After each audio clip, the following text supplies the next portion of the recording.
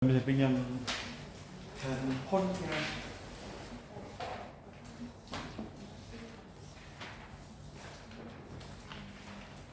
Saya bisa pinjam handphone. Handphone. Sudah merekam itu? Masuk, Mak. Sudah. Anu itu tertulis itu? Iya, sudah. Ya, ya, oke.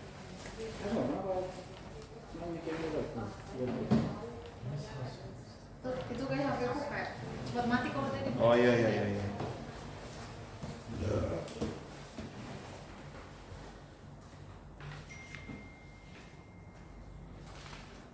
Ready.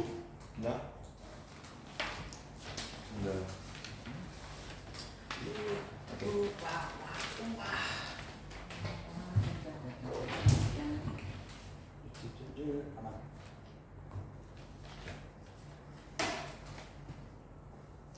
GDP is the problem. Why?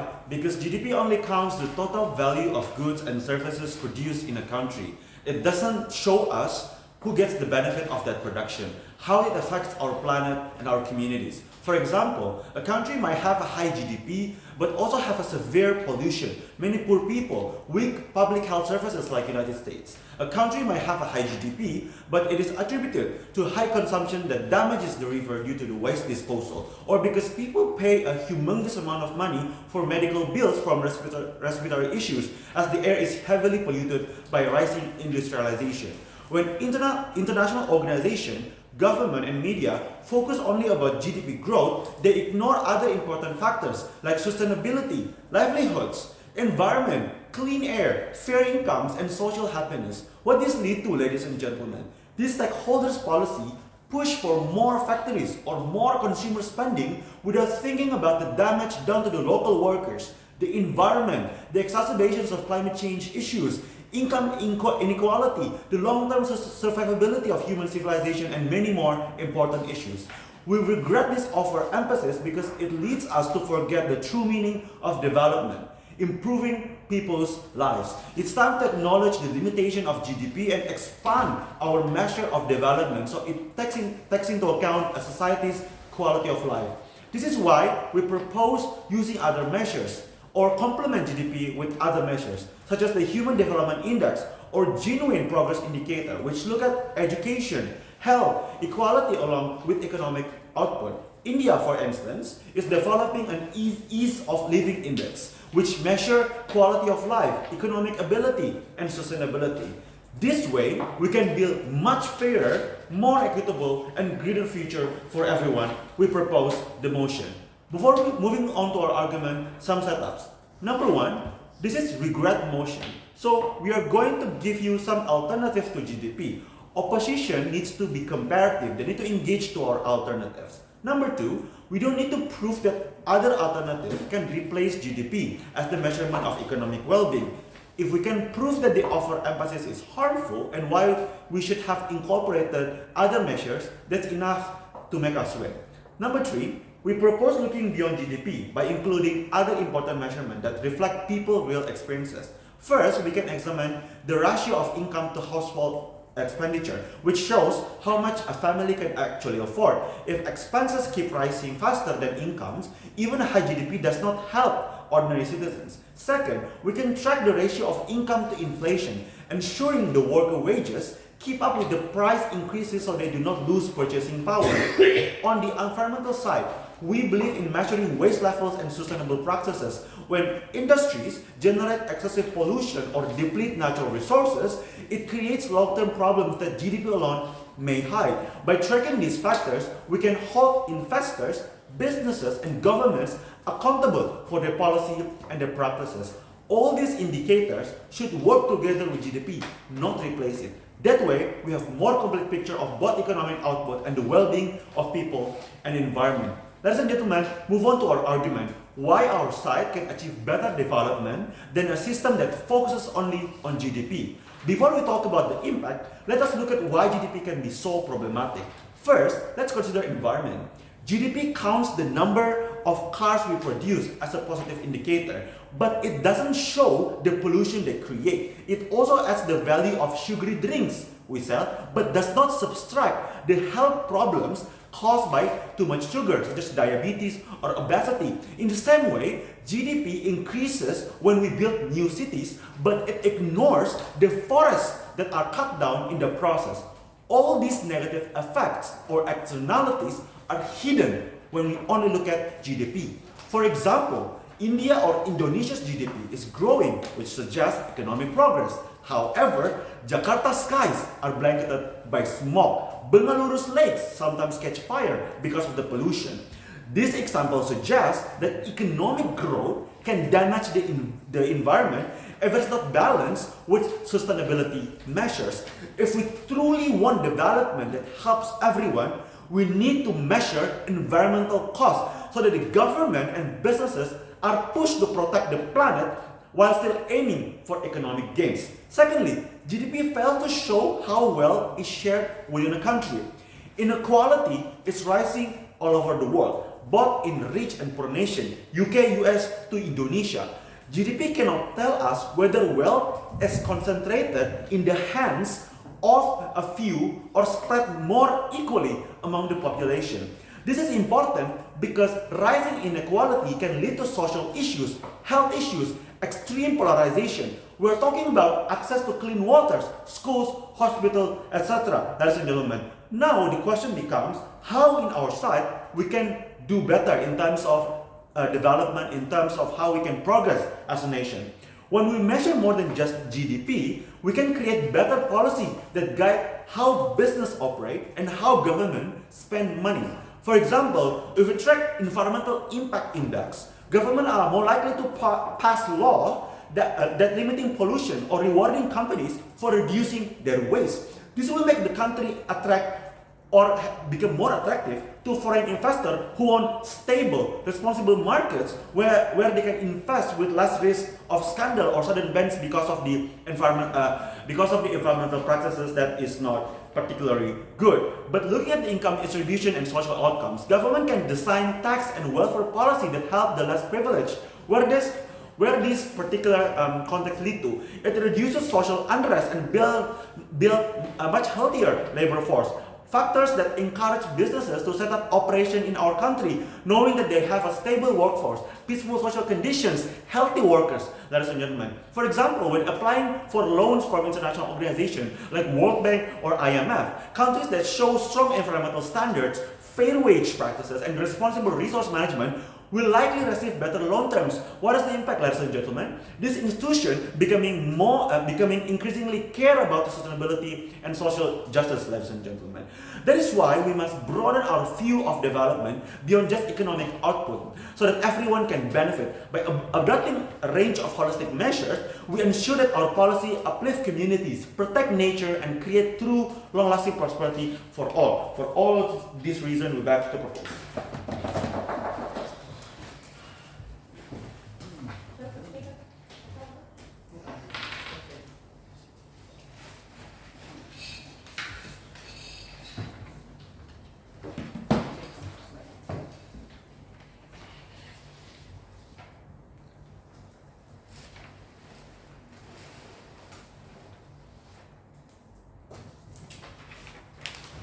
GDP ataupun PDB adalah suatu landasan negara yang sebagai dasar fundamental suatu negara. GDP sendiri ataupun PDB itu adalah produk domestik bruto, di mana ini mencakup seperti upah, keuntungan, bunga, dan sewa. Sebelum saya melanjutkan karir saya ingin memperbaiki sedikit kekeliruan menurut saya dari tim government. Pertama, tim government itu menyangkal bahwa GDP itu bukan sebagai landasan suatu negara, tetapi sebagai aspek lainnya yang harus kita fokuskan adalah kesehatan, pendidikan. Itulah yang saya tangkap. Namun adanya kekeliruan berpikir dari tim government itulah karena semua yang mereka sebutkan itu pada dasarnya juga membutuhkan suatu investasi secara ekonomi, baik sebagai dari pendidikan ataupun kesehatan. Contohnya saja Universitas Hasanuddin, tentu kita membutuhkan dana BOS ataupun beasiswa, dan ya ini juga mencakup GDP. Menurut saya banyak sekali keuntungan ketika kita menjadikan GDP itu sebagai suatu landasan negara untuk melihat suatu kesejahteraan negara tersebut.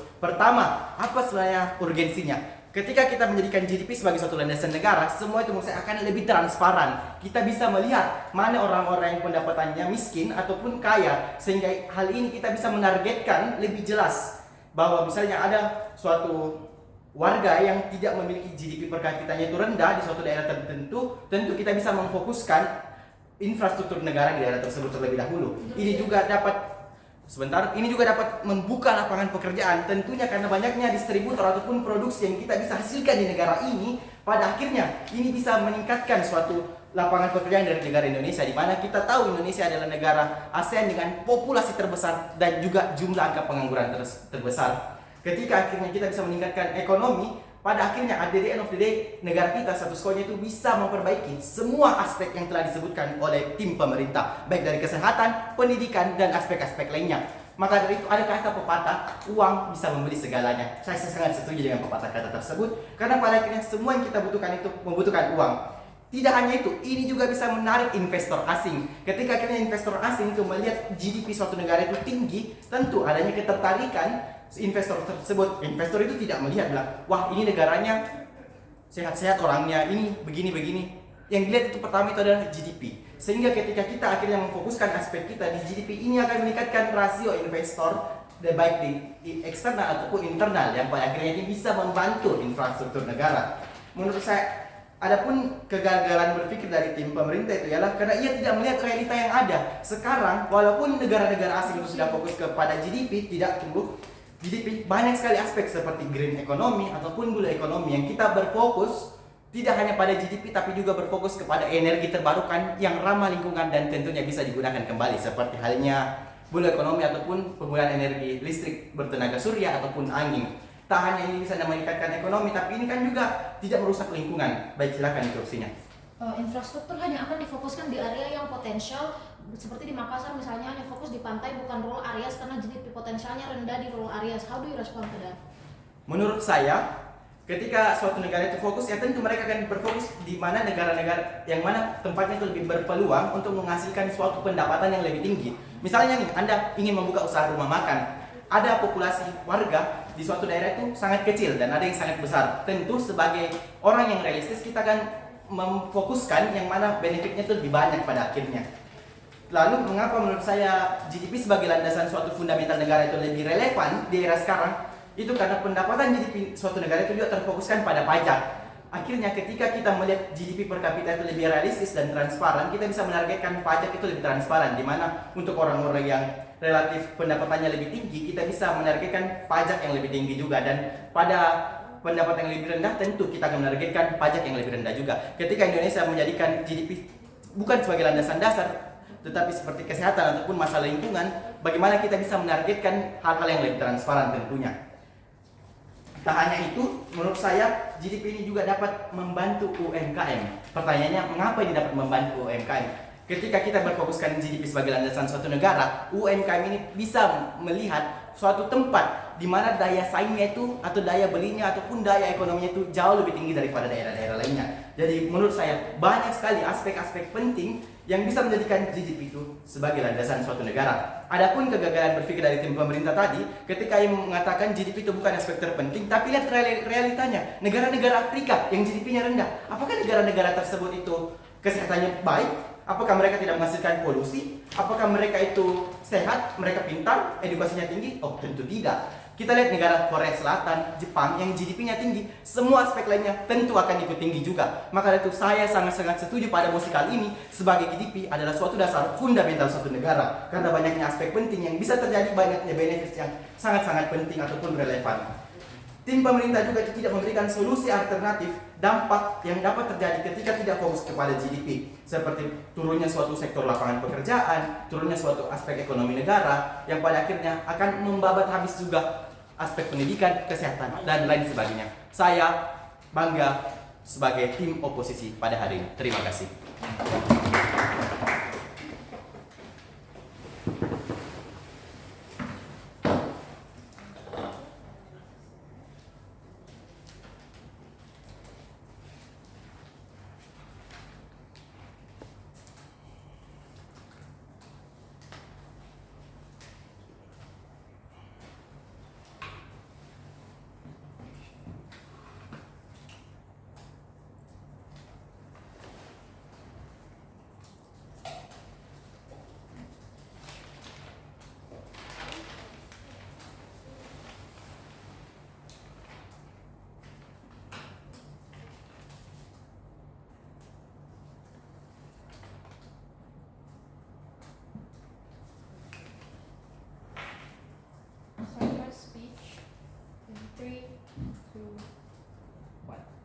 of opposition try to bring this debate is that they highly rely under the status quo on the previous status quo, in which they think that all companies, basically MNC, would eventually going to come into our country if then we have like a huge GDP. But I think that in the status quo, I think that MNC itself, they have like changed and transition into like believing that aside from the GDP itself, we also need to consider the human capital, like how that human being able to like utilize the technology, the advanced technology introduced by this multinational company in the end of the day. I think that this is the framing that happened in the status quo, and I think that this is the reality that what happened in the status quo, right? Few responses then towards the opposition side of the house. Firstly, they said that, oh yeah, education, you need the investment, that's why you need GDP itself to you being able to fund the education. I think that under our side of the house, firstly, we don't deny that we still have GDP as an index, but we're not going to offer emphasis under that idea.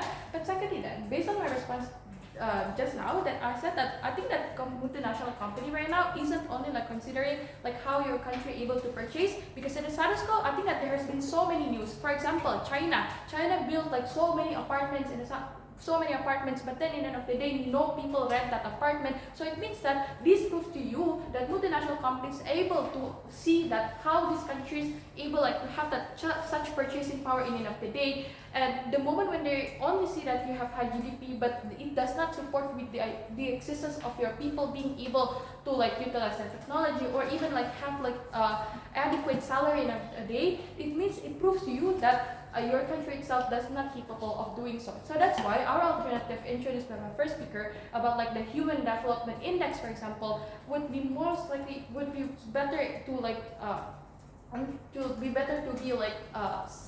to be judged by the multinational company of the day. But secondly then, they also told you about how they're going to be able to focus on green energy. I think that this is not likely to do so, because my first speaker told you, right? We think that exactly, the moment when you moment you offer emphasis on the GDP, it pushes the company to create more infrastructure, to produce more, for example, to cover like the deficit that might happen. So that's why most likely they're going to be more pragmatic into like choosing something that is more easier to do so, because I think that green energy isn't as fast as like the current technology that can harm the environment in the end of the day, right? So it means that least likely for green technology adaptation to happen under your site, and you're just going to prolong the like environmental destruction that happen under your site of house. They also talked about like how then the distribution, like you're going to increase the economy using like the GDP, and there's going to be the distribution. I think the distribution itself would not going to happen anyway. It's just going to centralize in such area. It means that you're just going to leaving the rural areas, or even areas that isn't as great or as privileged, for example, as Jakarta, who you leave behind. This leave your human capital. This leave you with like less people who have like good human capital in the end of the day, and you can't compete in the long term with other developing countries that are able to improve their human capital in the end of the day. So it means that short term you gain, but in long term not. Moving on to my contribution then, how this is going to impact in long term. But before I move on, yeah, Dr. Pior. Debat ini adalah soal menjadikan GDP sebagai faktor utama. Semua antara kalian itu nggak eksklusif di kalian, kecuali kalian jelaskan kenapa GDP itu hilang di sisi kita. Well, I think that why then under your side of the house, all of those other index would eventually going to dismiss anyway, is because like how the government itself constantly push the company to like create huge infrastructure instead of heavily rely on their human capital. This is to say that yeah, there's always going to be like active agenda to provide such product in the end of the day instead of investing into the human capital, because the overemphasize is like how much you produce, not about like how smart your people are. So yeah, moving to my contribution then, impact in long term. I think that the incentive is that within like company they are competing, and also the government incentive the company to compete into like producing products. This means that there's going to be more labor. There's going to be like more labor shortage, because company needs the money, right? In order for them to be able to produce product, or even they're going to take more loan in the end of the day to the bank so that they can gain the money. And what this means to you that bank, in the end of the day, would be believing into the artificial system that created by the government. This means that they're going to loosening the barriers for this company to be able to gaining debt. It means it's easier for company to gain debt under your SATA house, right? How the process then going to happen? Then at the moment when they create infrastructure, means that they're going to the bank and push to give loan and so on and so forth. But secondly, I think a national company would be more pragmatic. This is to say that if they want to increase their production, they're going to choose to something that is not sustainable. For example, like PLN, right? In order for them to provide the electricity to be able to provide the people, they're going to use coal instead of another technology that is more environmental sustainable, right? Because it's the easiest way, it's the faster way to gain such technology. What's the comparative time? Within under government means that GDP would not going to be the main thing that's going to push the company, right? This is to say that the company itself would not have the urgency to build more infrastructure, to do labor shortage, for example, in order to get that funding in the end of the day. But what's the harm under the opposition side of the house? Within that firstly, there's going to be environmental damage and it's going to be prolonged under their side of the house. Because we think that, look, let's take the case of PLN, right? If the coal depleted in the end of the day, then the coal will increase in price. So in the end of the day, instead of only harming the environmental, means that the country itself lose the ability to be able to share or to export their coal into other countries because they mainly use it for their own countries. So in the end of the day, there's no profit. Less profit can be gained under this company because they're more likely going to use it for internally but not necessarily gain profit that so much. But secondly then, the moment when they're taking loan, for example, means that this company would take loan and keeps on building infrastructure, but then at the end of the day they don't have such money to be able to provide this building, because firstly, I think that less people would rent it, right? Because the price will keep on the same. Because if the company reduces the price, they can't pay the interest rate comes from the bank, right? So it means that this company would even be hard, in which we think that company is also essential for the development of the country itself. And we think that for all of those reasons, Pratu propose. Thank you.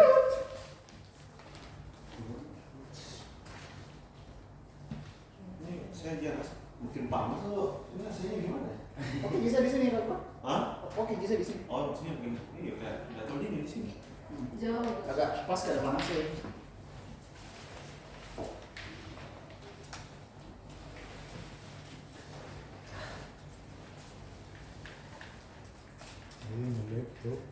Saya akan mulai debat dalam hitungan 3, 2, dan beratnya. Dan 1. Kalau mereka mengatakan bahwa tidak ada insentif untuk memperhatikan yang lain seperti lingkungan, ini bohong. Oh, bentar. Saya butuh time. Tapi sebelum itu bohong. Jangan mau. Sebelum itu bohong. Paham? Kenal vlog saja. Paham. Saya ulang ya. Iya, Pak. Mari kita mulai dengan respon ke sisi pemerintah. Kalau mereka mengatakan bahwa tidak ada insentif untuk memperhatikan yang lain, ini bohong. Karena 1, ada hal lain seperti indikator lingkungan. Saat GDP diberlakukan, pemerintah tetap melakukan kontrol terhadap perusahaan yang memproduksi karbon. Hal ini diperlihatkan dengan memberikan label dari yang warnanya merah sampai biru. Ini adalah materi CSR saya di semester 5. Kalau perusahaan tidak membuat kebijakan lingkungan yang baik dan mereka akhirnya memiliki indikator lingkungan yang buruk, mereka bisa dibekukan. Kedua, kami katakan bahwa ada kerjasama internasional yang juga eksis untuk tetap kembangkan teknologi lingkungan, sehingga kekhawatiran mereka tetap bisa diakomodasi karena bumi memang memproduksi banyak polusi, tapi ini tetap terjadi di kedua sisi. Deltanya di sisi kita adalah kita lebih baik karena kita upayakan untuk meningkatkan kapasitas ekonomi terlebih dahulu, sehingga ada proses perbaikan yang bisa kita lakukan dengan uang yang kita dapatkan, seperti misalnya membuat pohon buatan untuk menggantikan pohon-pohon yang ditebang, atau melakukan restorasi terhadap pohon-pohon yang sudah ditebang, menutup bekas tambang dan lain-lain. Kedua, kami katakan bahwa terlepas dari apakah kita pakai GDP atau tidak, orang tetap akan tingkatkan kemampuan ekonomi juga di kedua sisi. Ketiga, kalau mereka mengatakan bahwa yang diprioritaskan pembangunannya adalah daerah yang GDP-nya besar, ini juga bohong. GDP itu merepresentasikan negara, bukan daerah. Kalau mau lihat daerah berarti kita bahas APBD. Artinya adalah kita tidak akan digunakan ini tidak akan digunakan oleh investor untuk mengukur keuntungan investasi daerah, tapi ke suatu negara. Artinya kalau investor memang mau berinvestasi ke daerah, mereka tetap akan mempertimbangkan aspek lain ketika mau berinvestasi ke daerah. Ini untuk menjawab POI-nya Zahra. Satu, ada survei pasar, kedua ada lingkungan, ketiga segmentasi, keempat ada indeks pembangunan manusia dan lain-lain. Lagi pula di sisi mereka memangnya kenapa investor yang melakukan pertimbangan banyak aspek ini tiba-tiba tidak akan memperhatikan kemampuan ekonomi? Kan sama saja di kedua sisi. Kedua, kita bilang untuk itu selesai. Jadi sebelum itu, kalau misalkan memang sebagus itu pelindungan lingkungan di sisimu, kenapa kalian tekan kontrak sama perusahaan batubara untuk elektrifikasi daripada sama perusahaan hijau? nah makanya kita bilang di sisi kita akan mengorbankan lingkungan terlebih dahulu. Karena lingkungan ini adalah aspek yang tidak bisa diselesaikan di kedua sisi Dewan Juri. Kita mengumpul uangnya untuk melakukan restorasi, makanya kita lebih baik. Framing di debat ini, satu, debat ini adalah debat evaluasi. Kami hanya akan membuktikan kenapa GDP adalah sistem yang paling ideal dan bukan sistem yang paling sempurna, karena kesempurnaan cuma milik Tuhan dan kita bukan Nabi Boy. Dua, apapun indikator yang digunakan tetap akan menggunakan dan melihat rata-rata atau median, sehingga oposisi tidak bisa mengatakan bahwa ini tidak representatif karena tidak mempertimbangkan ketimpangan yang terjadi. Karena indikator apapun yang juga digunakan di oposisi di government maksud saya itu akan tetap tidak memperlihatkan ketimpangan karena mereka akan melihat rata-rata saja. Bedanya ketika GDP digunakan ada insentif untuk meningkatkan GDP-nya dan dalam prosesnya ada data penting yang lebih representatif yang bisa kita dapatkan. Saya akan jelaskan nanti di konteks saya. Ketiga, ini juga masih prioritas. Walaupun ada GDP tidak menjadi satu-satunya matriks yang akan digunakan untuk membuat kebijakan. Ada juga matriks lain seperti indeks pembangunan manusia atau misalnya indeks lingkungan dan lain-lain.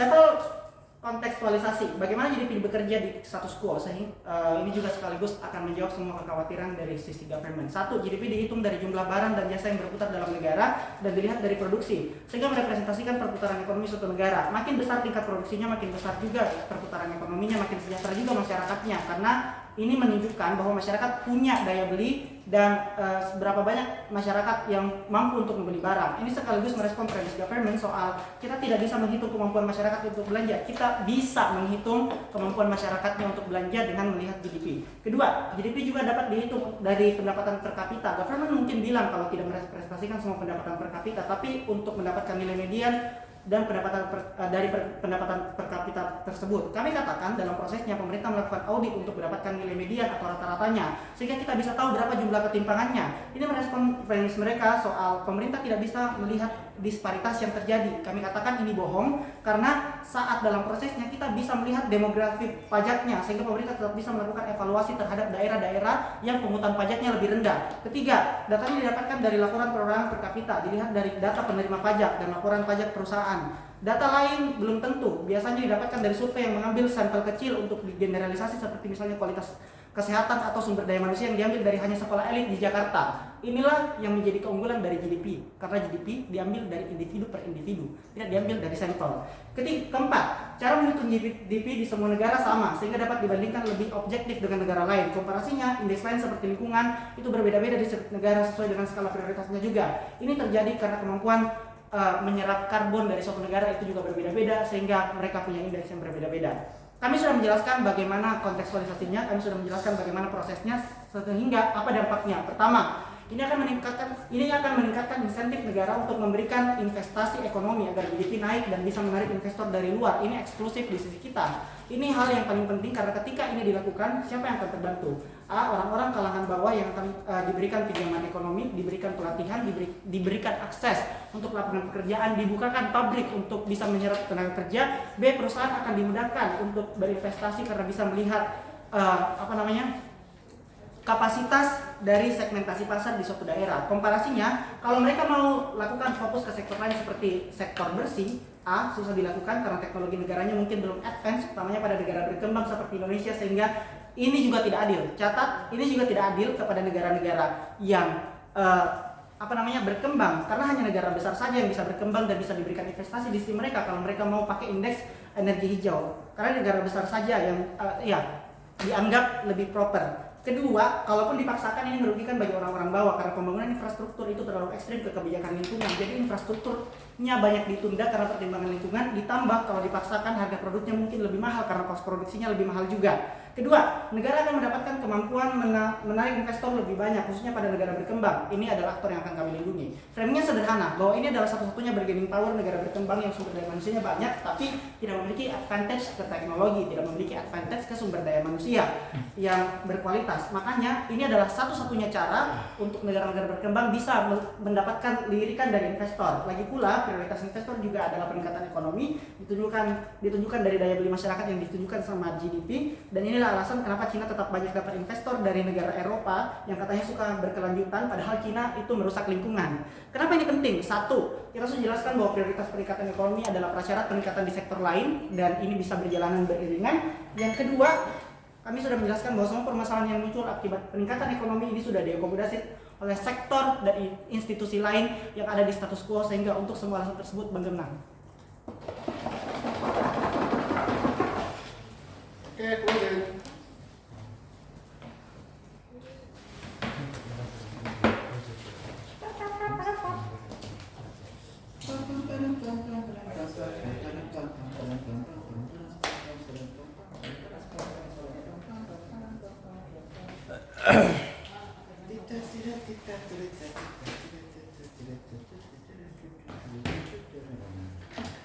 Masuk di mana di? Masuk. Dasar PDI gitu. Kau sudah masuk, Amira juga sudah masuk. Which is irrelevant.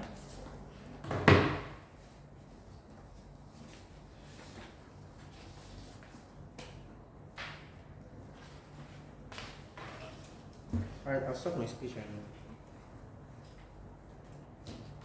up 3, 2, 1. I think opening opposition was not generous enough to concede the bullet that in their side of the house there's a hierarchy of determinants, i.e. Political elites and voters are so willing to make trade-offs when economic growth and sustainability is not mutually exclusive. That is to say that hierarchy of determinants changes behavior of political elites and voters on the ground, which direct public policy. We're going to talk about two things. Why you get much more short-termist public policy, which means that sustainability is not something that you can go up. Second, we're going to talk about why you get highly selective GDP growth and investments in different sectors and regions. Second extension, we're going to talk about economic bubbles, i.e. continuous GDP growth inside opposition at best, creates long-term bubbles and much more prone to external shocks. Things like natural disasters or healthcare problems that exist in status quo, which kind of true imperatively in status quo. Any kind of natural disasters harms your supply chain, which means that that your ability to sustain GDP growth on the long term is also quite bad. So, a couple of independent responses. Let's talk about to count GDP is something that's easier because it is universally applicable.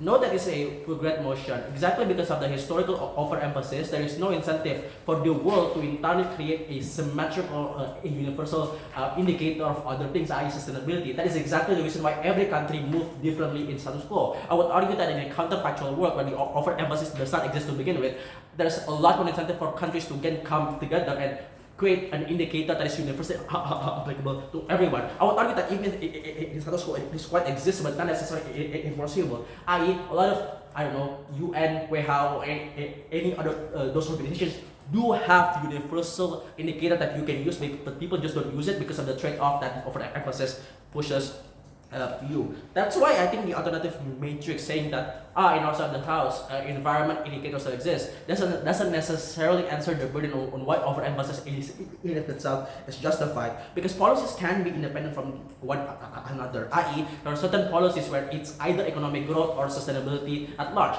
This is exactly the public exit things that we talked about yesterday, i.e. you either don't touch the forest at all in order for you to create sustainability for the environment in that region, or you destroy it all and create like palm oil fields in order for GDP growth. There's a mutual exclusivity when it comes to public policies in status quo. There's the specific spectrum that I think opposition bench needs to answer. Second, we talk about we can just restore the environment when we have money. It's not that easy for do so, because this fixing the environment that has already been destroyed is not that easy, because the kind of elements that exist within the ground, or the sort of elements that exist within the river, or the kind of pollution that already exists in the sky, is not something that you can just reverse exactly when reverse simply when you have money. When the temperature of the world increases by 2%, this is not a world where you can just directly decrease it by 2% simply because you have money. You kind of have to answer that burden on the feasibility. So on my extensions, like first on short-term public policy, the context that is missing on top half, and this is what we're going to still in closing government, is that who are exactly the people that are overemphasizing the narrative of GDP, and why so? I think it exists in a two cross amplifying actors. A, voters on the ground, i.e. overemphasizing likely means that the biggest segmentation of the voters tend to have GDP bias over other considerations, i.e. if Prabowo and his hilirisasi gets good GDP growth for the next 5 years, regardless of what the voters look like in 5 years, he might be good for elections. Exactly because of the determinants hierarchy that we tell you, mean that a lot of voters are so willing to trade off other determinants. Asymmetry of informations being more important than the other exists in the house exactly because of the overemphasis. So this creates a behavioral voting pattern that political elites can then take advantage of. I.e. political elites like Prabowo then shape their entire policy campaigns. Gibran keeps talking about hilirisasi non-stop exactly because to give as much airtime to go center in order for them to kind of improve his electability in the 5-year term. Why then short-termist policy is harmful? That's because a lot of other considerations, i.e. healthcare, i.e. education, i.e. environment, it's not something that you can count on a 5-year basis. GDP, sure, but usually in order for you to count the effectiveness of education and healthcare, you need to wait for 10-20 years. You need to adjust for things like life expectancy. You need to adjust for things like unemployment rate, however, you need to adjust for things like satisfaction of life or degree of happiness, things like that, or sustainability growth rate of whatever. Something that you cannot count on 5 years basis. You need to count it on 10 years because sustainability takes a long time for the impact to materialize in the growth side of the house. So exactly because of the short-term tendencies, you literally cannot make any sustainable policy. Second, on terms of inequality, and I think this doesn't answer the POI that Zara gives you. That is say, by their own characterization that investment is limited and investments need to have ROI, there's a redirection of national funding to only specific places, i.e. places like capital cities who have much more ROI. The reason why this is bad, not because of the ROI is bad or not, it's because social welfare policies is not something that you should determine based on GDP growth, i.e. places like in rural areas that highly need hospitals or highly need good schools doesn't necessarily have the money, because all of the fundings or the national funding that the government has to go through searching for investments, has to go through like building factories in growth potential areas. But yeah. Kita bilang tidak apa-apa kalau kita korbankan lingkungan dulu untuk tenaga kerja karena bisa diselesaikan dengan uang nanti. Di sisimu masalah lingkungan yang terjadi karena negara masalah. The problem is you need 10-15 years for that to happen because you need to pull enough money. But in the process of waiting, the kind of improvement of life doesn't exist. Sure, you might have good money, but you have to live in a world where healthcare is expensive. You have to live in a world where education is expensive. You have to live in a world where you have to breathe pollution on every day basis. Therefore, you are more likely to go to hospitals. So the kind of wage increases means that also the spending that you have increases, which is basically zero sum in the end of the day. Therefore, I would argue that the kind of GDP growth that exists only are beneficial or only quite worth it for people that lives in capital cities, but rural areas don't. The second, on the bubble thing, and I think this is the reason. I think exactly because you have much more healthcare issues and environmental disasters, you get shocks to the supply chain, i.e. GDP growth. So even if GDP growth is good for the 5 years, but when you have natural disasters more likely to happen, economic bubbles more likely to collapse on your side of the house. For all these reasons, proud to propose. Yeah. Next. The girls. Okay, guys.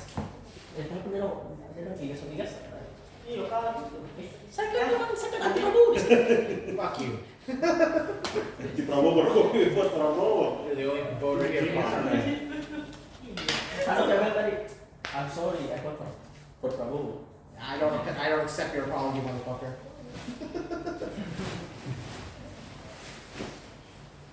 Mau dia morphing dia pulang. Mau dia morphing dia nanti. Mau dipasung ini.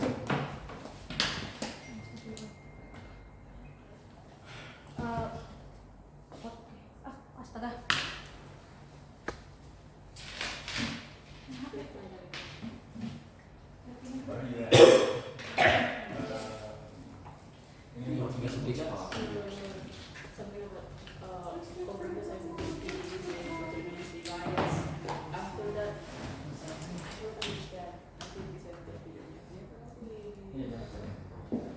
Oke, baik. Memulai pidato dan 3, 2, 1. Pengalihan fokus ke hal lain itu buruk karena prerequisite untuk bantu semua hal. Prerequisite untuk bantu lingkungan adalah kita punya GDP yang stabil, kita punya GDP yang bagus. Bagaimana negara punya GDP yang stabil adalah tentu dengan perkembangan ekonomi. Maka dari itu semua perkembangan, semua benefit dari tim pemerintah baru bisa terjadi dengan GDP yang stabil. Lalu apa sih bedanya kita dengan opening opposition? Kalau opening opposition bilang ya GDP itu hal yang baik, GDP salah satunya. Closing opposition yang bilang kalau GDP yang diutamakan malah bisa bantu ekonomi, malah bisa bantu ekonomi, bisa bantu lingkungan, bisa bantu healthcare yang terus diglorifikasi oleh tim government.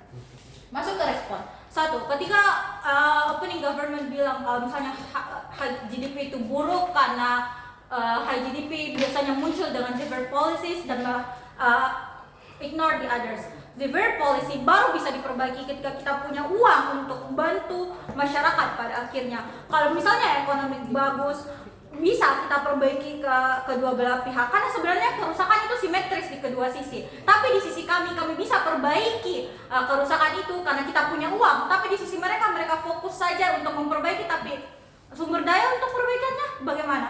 2. Other issue sebenarnya bisa di-cater dengan hal lain. Ada organisasi, ada agreement sehingga ada yang call out kalau misalnya memang seburuk itu perkembangan ekonominya. Improvement dari healthcare, improvement dari pendidikan baru bisa terjadi kalau kita punya GDP yang stabil. Kita tahu di mana kita harus berkembang. Kedua, soal GDP itu bagus tapi rusak lingkungan dan healthcare. Saya rasa tidak, karena ekonomi sebenarnya dibangun. Kenapa kita fokus ke GDP? Kenapa kita fokus ke ekonomi? Supaya bisa bangun hal-hal lain, supaya bisa fokus ke healthcare pada akhirnya karena kita sudah punya GDP yang stabil. Maka dari itu, kenapa Indonesia keras-kerasan untuk bangkit dari COVID-19 pakai GDP, karena dengan GDP yang stabil mereka bisa minta bantuan untuk perbaiki healthcare-nya, perbaiki lingkungan dan lain-lain. Di oposisi, kalaupun fokus ke hal lain, ya bagaimana caranya ketika kita tidak punya investasi, ketika tidak punya uang, karena prasyarat untuk orang mau investasi ke kita adalah GDP yang stabil. Karena itu merupakan yang paling objektif di antara yang lain. Sebelum itu, ya GDP itu harus ditingkatkan tiap tahun terus menerus. Jadi semua uang yang kamu dapat profitnya harus dilarikan masuk lagi ke GDP supaya bisa sustain every year. ya makanya untuk bisa sustain harus ada hal lain yang juga diperhatikan. Makanya ketika ekonomi itu difokuskan, pasti juga diikutkan tentang pendidikan masyarakat.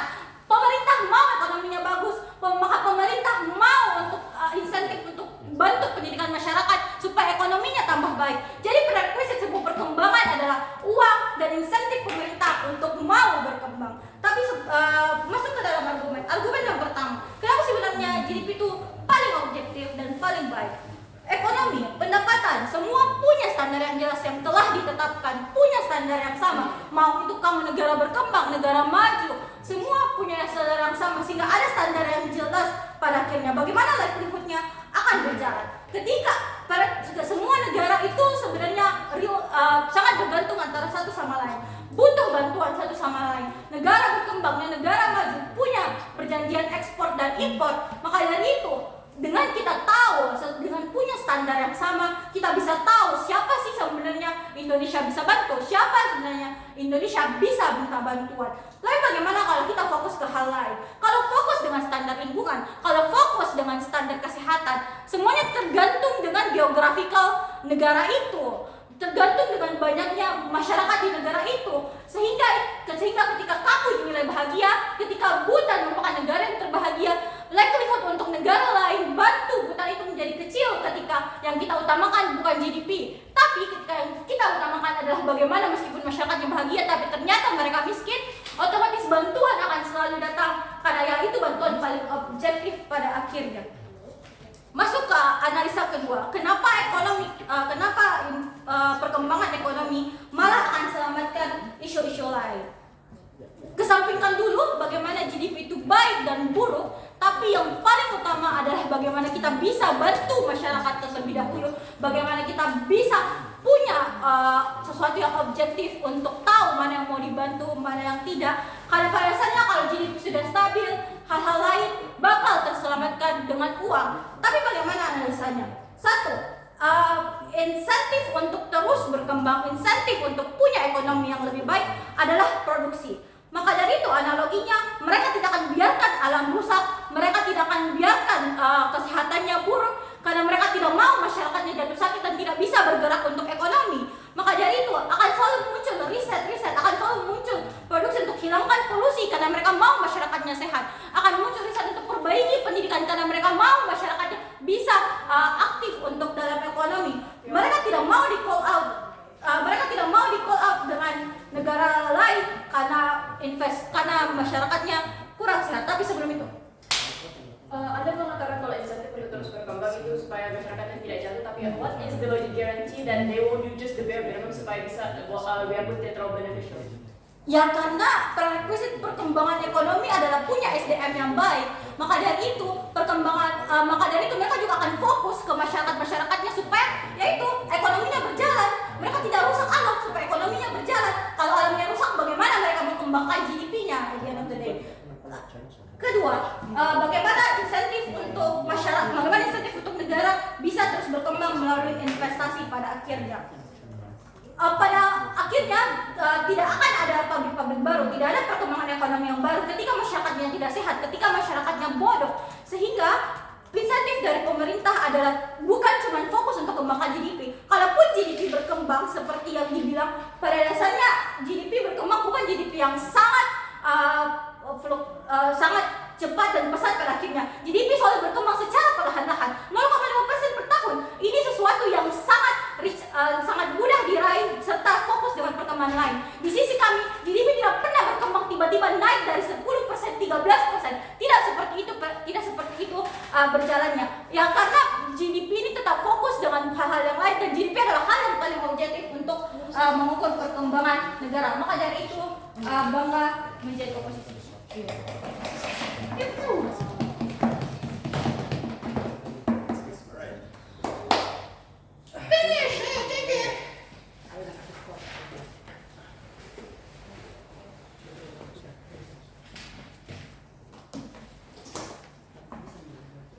Semua ke WC. Udah polisi. Boy WC. Dari mana rasanya enggak sih? Tadi di rektorat. Makanan. Jadi udah dekat, yang di belakang. Bukan juga. Bukan juga. Iya, betul. Tidak PTP itu. Karena sering ini tutup gak jadi mas. Iya, mas gak cukup itu. Yes. In 3, 2, 1. The reason why Jawa Timur is underdeveloped compared to Jakarta or Jawa Barat because they have low potential. Thus, infrastructure is never focused in that area, right? This is something that opposition needs to stop being dismissive of panels.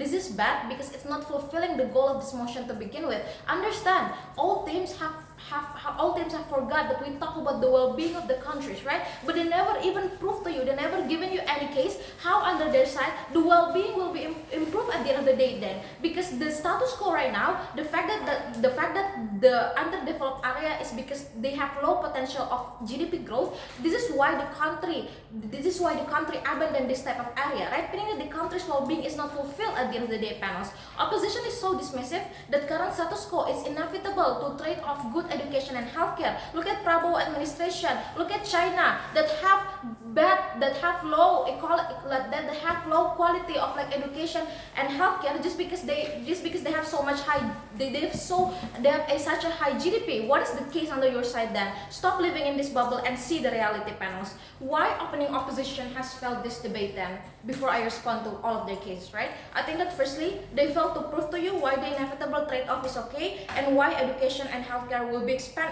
why it's okay for education and healthcare that will be expensive under their side. But secondly, what is the benefit that is exclusive of GDP? Because the argument of trickle-down benefits, they provide no likelihood to you. But thirdly, their example about China is that why people exactly right what people suffer and why their company is that exploitative. Well, even if they have such a high GDP, exactly because they don't focus on the well-being of people. But then let's respond to the whole case of OO, right? The whole case keep talking about how there will be trickle-down effect, panels. Three responses for this. Firstly, this is wrong because GDP is counted by how many employment that you got in the country, but not how healthy and how their well-being is fulfilled that these employees have, right? They work with inhaling smoke every day in factories, panels, right? This is bad because there is no prosperity and there is no something that guarantee that these people will have a better healthcare at the end of the day. But B, I think that the companies only focus on profit, right? Because this is the goal of company, exactly, panels. Then how you're gonna prove on your side, even though they receive so much profit at the end of the day, they will focus on the workers because that's exactly what happened in China. They don't care about the well-being of the labor because they focus so much about the profit that they get of like exporting everything to all other countries, because that's why your pen is made in China, but the people is not have no well-being at all. But see, even if it works, I think that it only works in the short term because companies open for example, like companies open private university like Telkom, for example, but panels understand the one who can get into these universities is only the middle to upper class people. I cannot pay all the UKT that Telkom provide to me, even though I got scholarship for 50%, for example, because it's so expensive, right? This is why it's not fulfilling at all. But let's respond to CG then. They keep talking about how the repairment can happen because they have money. Panels, firstly, this is wrong because how is it likely if Prabowo put education and healthcare in second priorities, right? This is unlikely for two major reasonings. Firstly, the interest of government to always increase the GDP every year, meaning that this is why economic bubble happened. This is the nuance of like the extension of Kanail, right? China dropped facing COVID even though they have the highest GDP because they don't care about the good quality of healthcare, right? This is what happened, panels. But B, just because you open new schools and university does not mean the wages rise at the end of the day. It's still bad, right? The quality is never there. But secondly, I think that sure there is incentive on your side, but there is no capability. There is no money to build more because the money that you have is to build more factories to increase the GDP, not building hospitals in small areas, right? This is why they cannot provide good healthcare on their side, now. But lastly, under our side, I don't exactly get why they question how we can do repairment because there's no repairment to do under our side. There is no exploitation. I don't give a shit about those like environmental exploitation because it's not happening on our side. There is no environmental destruction to begin with. But secondly, the argument about calling out under their side, panels. Calling out is not about the well-being of people, right? Calling out under our side will only exist because they will only call out the GDP. They will only call out the short-term policies. US only call out China because they have low GDP, for example, not the healthcare and education. So I don't understand what is the argument of call out under your side. Before I move to my clash, I will take the POI from Kaura. Ada perbedaan geografi antara Cina, itulah kenapa Cina punya banyak masyarakat sehingga dia tidak fokus kesehatan, sedangkan Indonesia punya kalau masyarakat jadi fokus akan kesehatan untuk perkembangan ekonominya. Well, the fact that Indonesia allow other foreign companies to get in, but they don't give the chances for local workers to work. There is no likelihood of our government care about our people in the very first place, right? But then let's move to my clash then, talking about better well-being. I think that in order to win this debate, you have to prove two things. Firstly, how your side can guarantee the fulfillment of country's well-being will be that good. But secondly, why is the fulfillment of well-being will only exist if the infrastructure is equal to not only first-tier cities but also secondary cities. This is what we prove under CG panels. OG never proved this. They only talk about how there will be environmental harms and all of that, but they never provide to you the positive case how it can be that good under their side of the house then. But under our side, we told you how our benefits can only be counted if people can work, if the access to good healthcare and education exists, right? If they create hospital in small areas panels. But let's take a look at OREC then. They keep talking about how the purchasing power, meaning that the well-being is good because people can buy something. Three responses for this. Firstly, purchasing power is not the parameter, right? Just because poor family can buy cheap products, not mean they are rich and have the purchasing power. This is why online debt, online gambling exists under your side of the house, because the purchasing power that you explain is that not a good purchasing power, but B, better on our side because better quality of healthcare. People work more productively because the prosperity is promised on our side panels. This is something that you need to be credited on. But lastly, what is the weighing then? I think that the better purchasing power is the equality, right? If they only can purchase low quality cheap products, meaning there's no well-being. How can you make economic growth if they cannot purchase something that is actually good under your side of the house then? But what is the weighing of this clash? I think that three weighings. Firstly, we prove to you that the short-term policies is only harmful because this is the nuance of canal extensions, right? You focus so much on the growth, there is no sustainability under your side of the house. But B, the sustainable policies happen under our side because you focus on long-term matters, the employment and the happiness of people. This is something that only exclusive under CG, that for another of reasons proud to propose.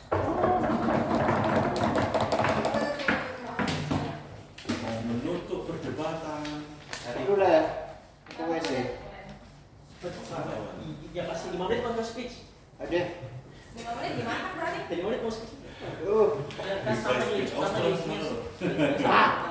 Parah lagi. Iya, saya nggak tahu ya. Assalamualaikum. aja 3, 2, Ini dia ada laser. 3, 2, 1. Semua tim sebenarnya setuju kan, konteks di mana ketimpangan ini semakin parah. Orang kaya, negara kaya, orang elitis semakin kuat, sedangkan orang-orang miskin dan negara-negara yang miskin itu semakin tidak dipedulikan karena eksistensinya semakin terovershadow. Jadi masalahnya adalah apa? Satu-satunya cara untuk melihat adanya eksistensi yang perlu pertolongan itu ialah report atau laporan yang secara konsisten dilakukan, yang secara observasi dan survei dilakukan. Ini yang GDP punya secara eksklusif, karena kamu akan punya mekanisme-mekanisme GDP ini. CEO udah jelasin ini di Aura. Jadi apa yang membuat CEO lebih baik di sini? Kita jelasin konteks di mana situasi di mana ketimpangan semakin sulit, negara kaya semakin superpower dan opresif. Misalnya, itu tuh cara untuk tahu mereka berkapasitas dan bisa kamu impose responsibilitasnya untuk membantu yang lain adalah dengan tahu mereka punya seberapa banyak misalnya sumber daya, dan agar bisa tahu proporsionalitas untuk membantu mereka. Dan ini yang kita mau kejar, karena kita tahu mungkin secara internal di semua tim kasusnya orang-orang itu nggak pasti juga bagaimana survive-nya. Lingkungan kalau misalnya mau didebatin juga kayak nggak pasti juga. Tapi setidaknya di sisi kita interdependensi yang ada, konteks global revolution juga, green revolution juga ada. Ini yang membuat kita bisa untuk saling bantu secara eksternal nantinya. Ini yang secara eksklusif kami bawa sebagai kontribusi. Debatnya harusnya jelasin apa yang membedakan dunia ketika GDP digunakan sebagai faktor utama atau yang tidak sebagai faktor utama, dan bagaimana respon masyarakat dan pemerintah. Kami jelasin kalau misalnya problem mereka adalah bilang kalau ini nggak inklusif, ini nggak representatif. Satu-satunya cara untuk memperbaiki sistem yang nggak inklusif dan representatif itu adalah menjadikan ini sebagai faktor utama, bahwa insentif pemerintah untuk perbaiki ini akan ada. Makanya kalau itu permasalahannya ya solusinya adalah perbaiki sistemnya. Kita juga akan jelasin gimana nantinya. Tapi mari merespon dulu. Here's the thing. 1, seluruh kasus dari government atau OJ itu core analisisnya adalah GDP gak representatif dan gak inklusif dalam menggambarkan kondisi suatu negara. Karena katanya ini cuma tentang indeks produksi dan konsumsinya. Mereka mempertanyakan ke siapa kesejahteraannya, dan ini yang mereka bingungkan. Menurut kami government tuh oversimplistic dalam menganalisa bagaimana sebenarnya GDP dihitung. Seolah data-datanya diambil oleh satu daerah aja. oleh satu company aja, oleh orang kaya aja. Padahal GDP itu adalah report secara berkala dari seluruh lapisan daerah, bahkan dari yang terkecil pun. Ini juga respon yang lebih superior dari Kasalam, karena kami rasa akumulasi dari datanya datang dari daerah-daerah yang bahkan yang paling kecil pun. Makanya secara representatif ini tuh ada representatifnya. Yang kedua, kami rasa indeks-indeks lain yang dikatakan sama tim pemerintah itu tuh nggak eksklusif. Mungkin udah bilang kayak ini masih ada. Tapi kami bilang insentif datangnya indeks-indeks lain itu datang dari proses exposure yang ada di status quo. Misalnya banyak banget media-media yang beroperasi untuk kasih lihat data-datanya yang ada di kelas, misalnya yang berfokus pada lingkungan, yang berfokus pada kebahagiaan. Kayak misalnya, contoh bahwa Bhutan pun mempunyai indeks lain seperti indeks kebahagiaan. Ini tuh membuka peluang untuk media-media lain juga mengakop ini sebagai hal yang bisa di-apply juga di negara-negara lain. Makanya indeks-indeks seperti ini mempunyai insentif yang besar untuk juga terekspos nantinya. Tapi setidaknya, kenapa GDP itu lebih baik? Karena secara data, orang lebih bisa untuk kayak mengakumulasi statistik dan untuk mengakumulasi hal-hal tersebut. Tapi yang kedua, mereka bilang GDP membuat konsumerisme dan produktivitas semakin buruk pada lingkungan. Menurut kami, di luar GDP menunjukkan satu angka ini makin buruk atau tidak, debatnya harusnya bahas soal kenapa indikator yang paling baik itu GDP. Kedua sisi, orang-orang, negara itu masih tetap dipaksa untuk kompetitif, bukan untuk sekedar GDP doang, tapi kayak untuk survive dan bertahan hidup. Justru akan jauh lebih buruk di sisi mereka ketika misalnya kita nggak ngejar kestabilan ini, dan orang-orang di sisi mereka akan dipaksa untuk bekerja dua kali lebih keras untuk mengejar kestabilan tersebut. Karena mereka nggak tahu bagaimana sebenarnya kondisi dari negara mereka. Jadi eksploitasi itu lebih likely terjadi di sisi mereka. 3. Mereka bilang company nggak bakal greedy untuk ngejar peningkatan GDP di sisi mereka. Tapi kami rasa company beroperasi bukan untuk target GDP, tapi juga di luar itu semua mereka juga punya interest untuk menjaga sustainabilitas dan long term investment untuk mengerjakan ribuan pekerja di sisi mereka pada akhirnya. Ini tuh menjawab seluruh concern yang ada di mereka. Tapi mari merespon CG dulu sebentar. Mereka bahas soal kesehatan, pendidikan yang akan dikesampingkan di sisi kita karena kita mau kejar target GDP. Here's the thing, masalahnya bahkan untuk punya ekonomi yang bagus, kamu masih tetap perlu memenuhi dua matriks itu. Kita nggak bisa kerja secara optimal, secara all out misalnya. Kalau misalnya kita nggak sehat dan kita sakit-sakitan, karena kamu bakal cuti terus-terusan untuk sakit, dan itu juga menghambat progres dari pekerjaan tiap perusahaan. Makanya insentif untuk kesehatan, asuransi, insentif tentang insentif untuk memberikan hari libur agar mereka nggak stress out, itu tuh tetap ada. 2, kita juga nggak bisa punya efisiensi dan mengejar target GDP yang bagus kalau misalnya pekerja kita nggak ngerti apa yang diinstruksikan. Makanya untuk itu tidak terjadi, untuk mengejar GDP yang kita akan jadi goalnya, ya kita perlu adanya transfer of skill, kita perlu untuk mengakomodasi setiap Ya, kalau investor dan negara peduli sebesar itu kepada pekerja, kenapa ada omnibus law yang mengurangi keamanan pekerja dan gajinya makin kecil? Nah, kalau misalnya masalahnya itu, ya berarti itu karena pemerintahnya. Tapi begini, masalahnya adalah kita tuh lagi debatin soal apa sebenarnya interestnya. Kita udah jelasin kenapa interest itu gak bakal terjadi seburuk itu di sisi kalian, di sisi kita. Tapi melanjutkan kasus tadi. Nah, untuk mempunyai target GDP yang bagus, kamu perlu untuk memenuhi matriks tadi. Karena kalau misalnya sebatas benefit itu yang menjadikan garansi kemenangan mereka, kita bisa co-op itu, dan kita lah yang bisa menjelaskan kenapa insentif paling besar untuk peduli terhadap kesehatan itu ada di kita. Karena mindset dari GDP ini yang membuat akomodasi terhadap pekerja yang sehat, pekerja yang baik itu tetap ada. Ini yang menjadikan kasus kita lebih superior dari mereka. Tapi kenapa sebenarnya kita lebih baik dari OO? Kelengkapan kasus memang secara output itu ada di OO. Tapi kelengkapan analisis dari setiap detailnya itu kita provide. Kita lagi jelasin kenapa distribusi pajak itu akan tetap distribusi pajak terhadap yang vulnerable itu tetap baik, tetap lebih bagus. Makanya seluruh analisa dan dampak mereka harusnya dikredit ke CEO. Jujur,